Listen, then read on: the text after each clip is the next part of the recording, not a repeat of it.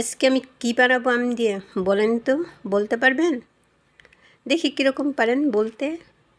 জবাই দিব? জবাই না, জবাই দিব না। আমি আমটা ছিলে সুন্দরভাবে ছিলে এখানে কুটি কুটি করে কেটে নিয়েছি, মানে টুকরা করে নিয়েছি।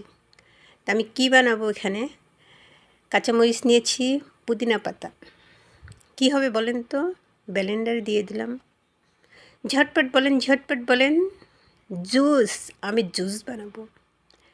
এখানে আমি সামান্য গোলমরিচের গুঁড়া নিয়েছি, একটু ঝাল ঝাল ফ্লেভার দিয়ে দিলাম, চিনি, পুদিনার পাতা দিলাম কিছু জন্য, একটু ঘ্রাণটা অন্যরকম আসবে, সামান্য লবণ দিয়ে দিলাম। আমি সব উপকরণ দিয়ে দিয়েছি। আমি জুস খাবো, একটু মন মতো খাবো না কথা।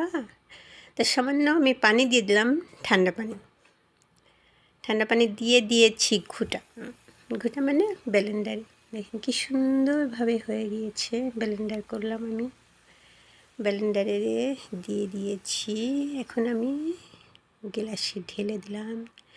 ঘন হয়ে গেছে বেশি, আমি পাতলা করি নাই। কি সুন্দর, আমার মতো খেতে মন চাইলে এরকম করে খেয়ে নেবেন। তা কেমন লাগলো আমার আমের জুস বানানো? সবাই কমেন্ট করে জানাবেন কিন্তু ভুলবেন না। আর আপনারা বাসায় ট্রাই করে দেখবেন, আমার মতো খেয়ে দেখবেন।